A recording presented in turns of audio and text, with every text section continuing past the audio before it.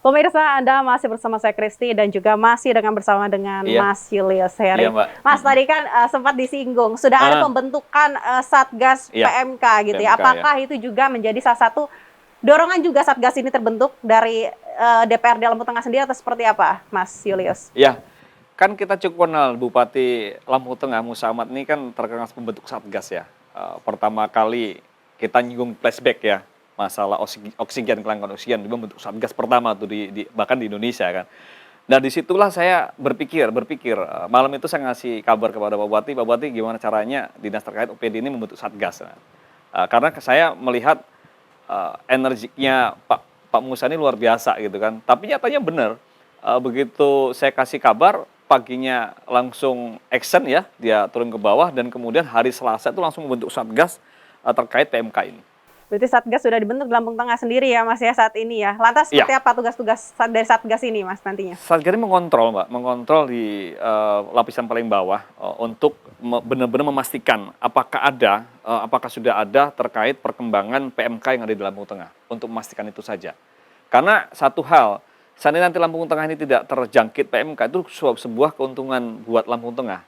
Satu, Lampung Tengah adalah sebuah lumbung penyumbang daging terbesar ya, khususnya sapi dan kambing ya. Dengan di sini kan harga jual di Lampung Tengah akan bagus sebetulnya. Seperti itu yang dampak positif yang ada gitu loh. Berarti Pak Bupati merespon cepat. Ya. Pak Julius ya, dan betul. Juga langsung membentuk Satgas itu sendiri. Betul. Lantas Pak Julius sebagai wakil rakyat gitu ya. Langkah apa, entah pencegahan apa yang sudah Anda sosialisasikan atau emang Anda sudah lakukan saat ini terkait dengan virus PMK ini sendiri, Pak Julius? Langkah yang sudah dilakukan ya itu tadi Mbak, saya memberitahu kepada jajaran pemerintah daerah melalui Pak Bupati ya, memberi masukan terkait PMK ini begitu bahayanya, dan kita secara langsung kita sebagai fungsi kita sebagai pengawasan ya terkait itu saya turun langsung, saya laporkan, ya ini langkah konkret yang saya lakukan, bahwasanya kita kontak berkoordinasi dengan Bupati dan Bupati merespon positif yang kemudian dibuat langkah-langkah ya kan. Satu, dia melarang hewan masuk ke Lampung Tengah ya kan. Kedua, tapi dia mengizinkan selagi ada provinsi lain atau kabupaten lain mengambil Lampung Tengah silakan. Tapi tentunya di sini kan kita ada PPL dan mantri-mantri yang sudah dikondisikan oleh Pak Musa nih ya, bahwasanya harus mulai proses surat menyurat supaya keabsahan kesehatan dari hewan itu benar-benar bisa dipertanggungjawabkan. Dan juga kemarin juga saya menyarankan kepada dinas terkait dalam pencegahan-pencegahan yang ada, karena virus ini kan yang dibutuhkan adalah satu pencegahan, bukan pengobatan. Pencegahan itu banyak sebetulnya cara. Penyemprotan dispektan ya, itu harus mungkin seminggu 2 kali.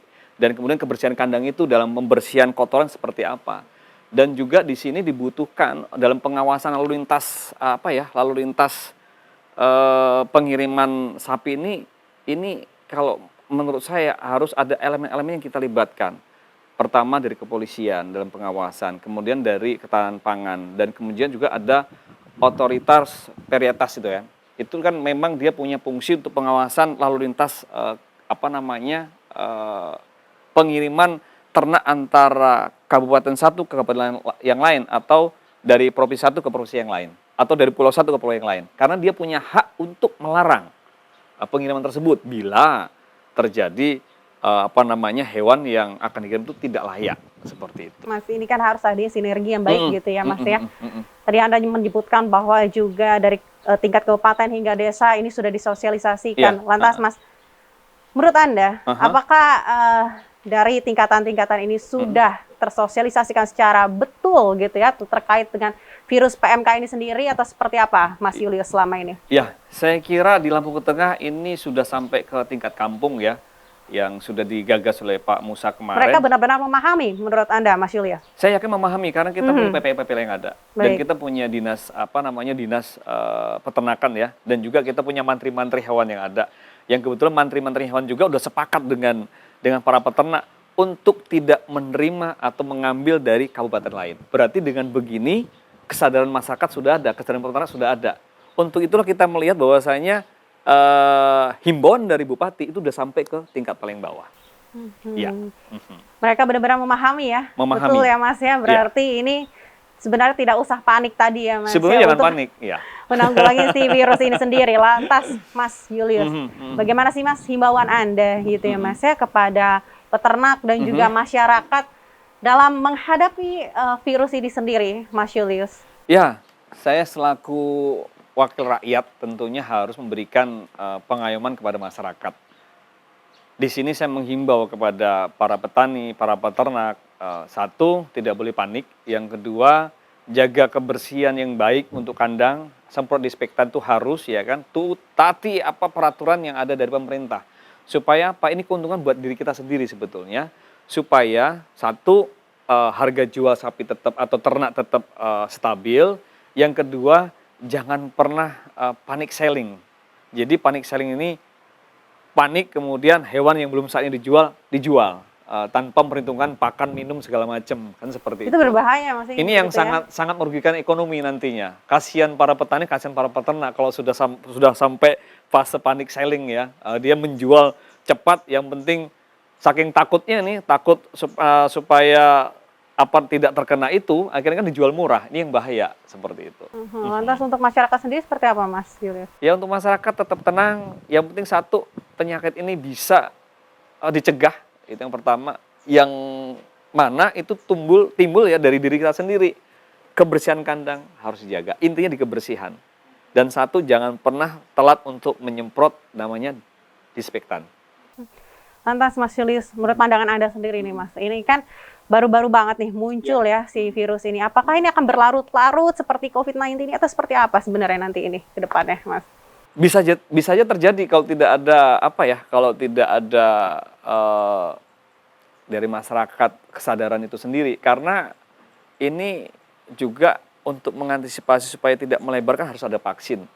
Nah, vaksin ini pun harus harus kita ketahui, kan ini ada dua daerah provinsi yang terkena, Aceh dan Jawa Timur nih. Ini harus kita cek, ini apa virus yang sama gitu loh. Kalau tidak ada virus yang sama, ya kita harus punya 2 vaksin.